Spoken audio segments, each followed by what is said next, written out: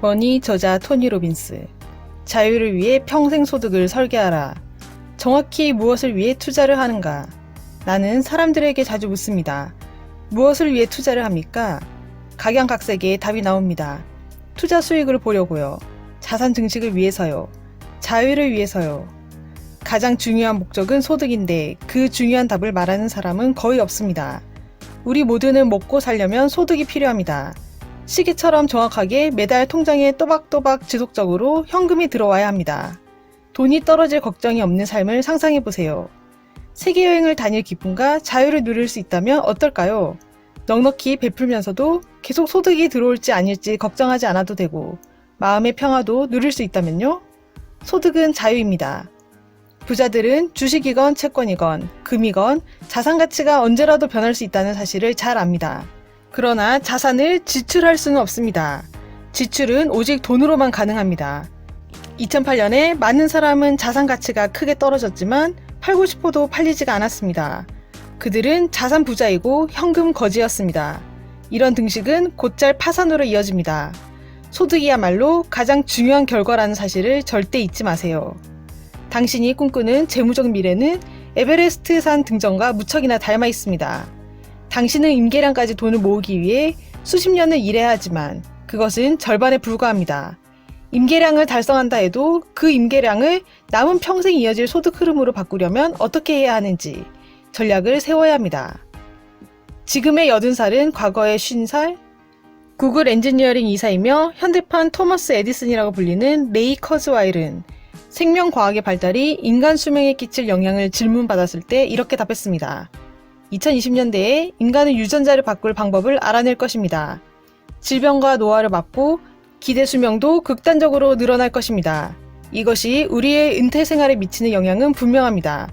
처음 예상보다도 훨씬 오랫동안 돈이 있어야 합니다. 레이 말대로 110세나 120세까지 산다면 어떻게 될까요? 확실한 평생 소득 보장보다 더 중요한 것은 없게 됩니다. 생이 다하는 날까지 고정적으로 꼬박꼬박 들어오는 돈이야말로 우리의 가장 큰 자산이 됩니다. 임계량의 파괴. 존 보글은 펜실베니아에 있는 그의 사무실에서 4시간 동안 인터뷰를 하면서 다음과 같이 말했습니다. 마냥 기분 좋게 말할 수는 없는 것들이 있지만 그 모든 것은 일종의 복권 뽑기와 같습니다. 자신이 태어난 시기, 은퇴할 시기, 아이들이 대학에 가는 시기 등이 그것이죠. 그런 일들은 전혀 통제할 수가 없습니다. 그가 말하는 복권은 무엇일까요? 복권에는 뽑기 운이 크게 작용합니다. 당신이 은퇴하는 시기의 시황은 어떠할까요? 1990년대 중반에 은퇴한 사람은 행복한 야영객이 될 수 있었지만 2000년대 중반의 은퇴자는 집 없는 야영객이 되었습니다. 존은 65살입니다. 그는 50만 달러를 모았고 조만간 은퇴를 합니다. 존은 기본적인 생활 수준을 유지하기 위해 종잣돈에서 매년 5%, 2만 5천 달러를 인출하기로 결정했습니다. 여기에 사회보장 제도에 수령액까지 더하면 존은 먹고 사는데 지장이 없어야 합니다. 존은 운이 나빠 은퇴하고 초기 몇 년 동안 손실이 발생했습니다. 이른바 시작되자마자 3년 내내 투자 손실이 발생했습니다. 첫 5년 만에 존의 50만 달러는 절반으로 줄었습니다. 게다가 증시가 침체일 때 돈을 인출한 것이 상황을 더욱 악화시켰는데 혹시 시장이 반등하더라도 가치 성장을 노릴 잔액 자체가 적게 남아있기 때문이죠. 그러나 삶은 계속되고 생활비는 들어가야 합니다. 존이 70살이 되는 해부터 시장이 올라 플러스 수익이 났지만 이미 손쓸 수 없는 피해가 발생한 후였습니다. 83살이 되어서 존의 잔고는 바닥이 났습니다. 그가 50만 달러가 든 은퇴 계좌에서 인출한 총액은 58만 963달러에 불과했습니다. 하지만 여기서 주목해야 할 점이 한 가지 있습니다. 시장이 연간 8% 이상씩 성장했다는 사실입니다. 시장은 매년 똑같은 평균 수익률을 벌어주지 않습니다. 돈을 잃어서는 안 되는 기간에 손실이 나지 않기를 희망하는 것은 안전한 재무적 미래를 위한 효과적 전략이 되지 못합니다. 수전도 65살이고 마찬가지로 50만 달러를 모았습니다. 존처럼 수전도 여기서 매년 5%씩 2만 5천 달러를 꺼내 생활비로 쓸 생각이며 인플레이션에 맞춰 인출 금액을 매년 조금씩 늘릴 예정입니다. 수익률 순서의 위험을 보여주기 위해 우리는 똑같은 투자 수익률을 사용하되 발생 순서를 거꾸로 뒤집었습니다. 수익률이 발생한 순서만 뒤집었을 뿐인데 수전의 은퇴 생활은 존과는 완전히 다릅니다.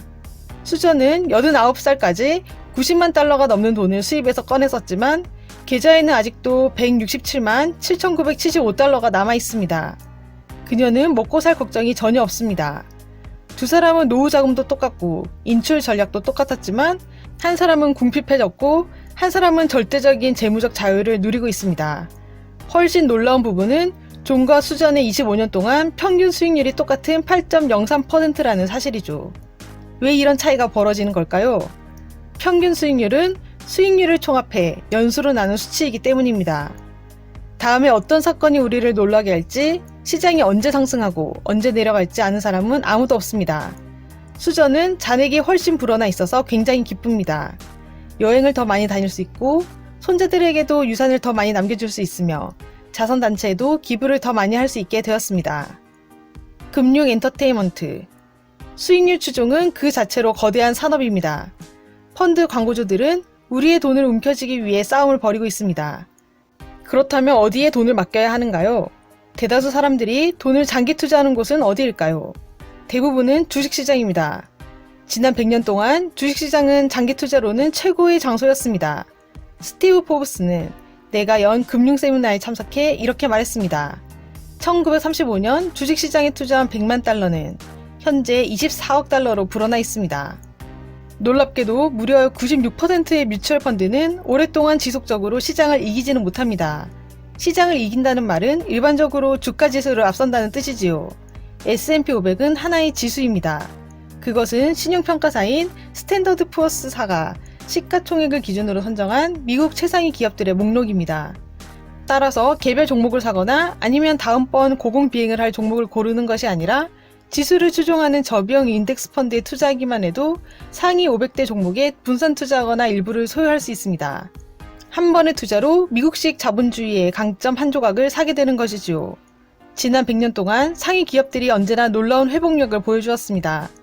우수한 기업들은 경제 공황과 침체를 겪으면서도 계속 가치를 증대하고 매출을 끌어올릴 방법을 찾아냈습니다.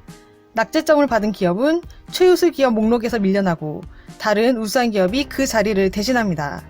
여기서 요점은 지수에 투자하면 지수에 속한 종목 하나하나를 투자자 대신 골라주는 전문가에게 비용을 지불할 필요가 없다는 점입니다. 스탠더드 푸어스가 이미 상위 500대 종목을 효과적으로 골라놔 주었습니다. 수수료를 차감하고 세금을 차감한 후에 장기 실적을 관찰하면 최종적으로 인덱스 펀드를 이길 가능성은 거의 없다. 데이비드 스웬슨 책 머니 저자 토니 로빈스 부의 거인들이 밝히는 7단계 비밀에 대해 자세한 내용이 궁금하신 분들은 이 책을 읽어보시길 권해드립니다. 구독과 좋아요로 부연 책방으로 입장하세요. 감사합니다.